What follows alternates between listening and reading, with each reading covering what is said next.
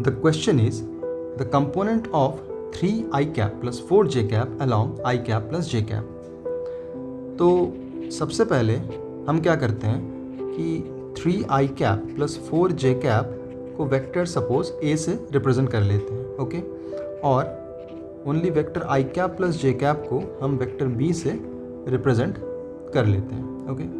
तो इससे थोड़ा सिंप्लीफाई हो गया कि हमें क्या पता करना है कि component of A along B, और वो कंपोनेंट कैसा होना चाहिए, it is the vector component, क्योंकि हमें जो ऑप्शंस गिवन है वो मैग्नीट्यूड नहीं, वो वेक्टर फॉर्म में है, ओके.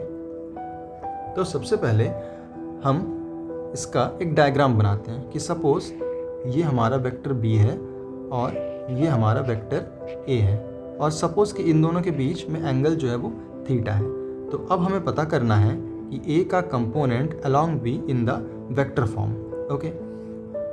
तो सबसे पहले हम ये जो थीटा है which is not given to us वो फाइंड आउट कर लेते हैं. तो हमें क्या पता है कि A dot B is equals to A B cos theta होता है, where A B is the magnitude of A and B, okay. Now cos theta will be equal to A dot B divided by AB, okay. So A dot B क्या होगा यहाँ पर, so A dot B will be equal to 3 I cap plus 4 j cap dot I cap plus j cap. So this will be equal to 3 into 1 plus 4 into 1 which is equals to 7, okay.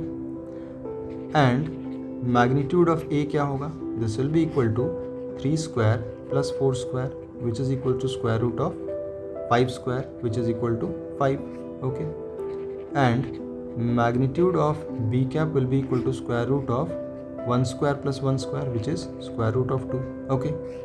So therefore cos theta will be equal to 7 divided by 5 root 2. तो ये हमें क्या मिला कि cos of the angle between vector A and vector B, ये तो हमें पता चल गया. अब component of vector A along vector B क्या होगा, so that is equal to A cos of theta, where A is the magnitude of vector A, okay.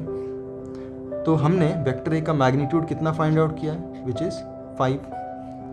So therefore A cos theta will be equal to 5 into cos theta is 7 divided by 5 root 2. So this will be equal to 7 upon root 2. Okay. So A cos theta is the component of vector A along vector B. But ये क्या है? It is the magnitude, not the vector form of the component. तो vector form of the component के लिए हमें क्या find out करना पड़ेगा? The direction of vector B.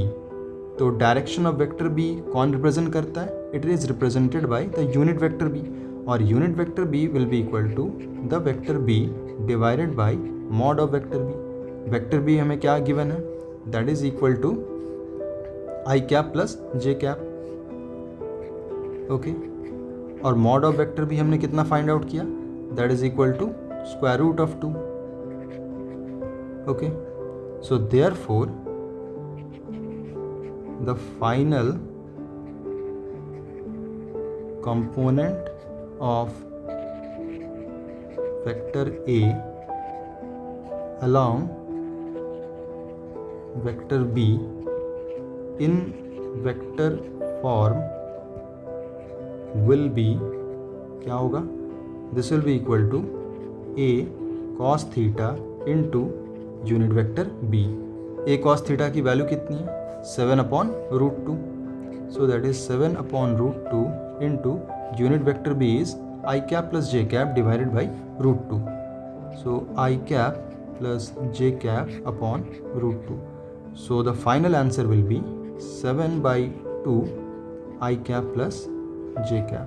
So this is our final answer. So therefore the correct option is option D, which is the component, which is the actually the vector component of 3 I cap plus 4 j cap along I cap plus j cap.